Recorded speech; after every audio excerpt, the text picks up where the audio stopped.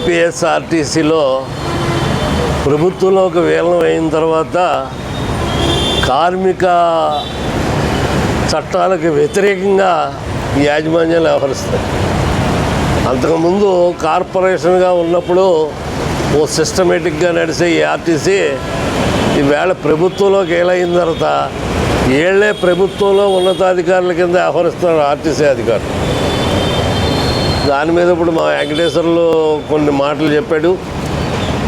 Collector ఆఫీస్కి వెళ్ళినా కూడా ఎలా మార్చుతున్నారో అతను కాలిపోయిన ఫోటో మార్చేసి ఇంకోటి పెట్టారంటే ఎలా ఉందంటే అలాంటి చర్యలు చేస్తున్నాం. దీన్ని ఏఐటీసీగా వ్యతిరేకిస్తున్నాం.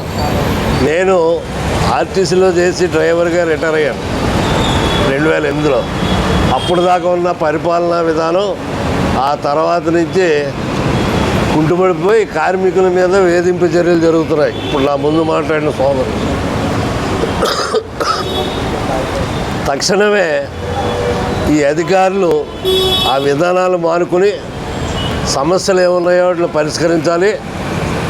అలాగే జిల్లా ఉన్నతాధికారి అయిన గౌరవనీయులైన కలెక్టర్ గారు కూడా దీని మీద స్పందన చేసి ఈ కార్మిక సమస్యలు పరిష్కరించాలనేది ఈ సందర్భంగా ఏఐటీసీ పిఎస్ నారాయణగా అందరికీ విజ్ఞప్తి చేస్తూ ఉన్నారు.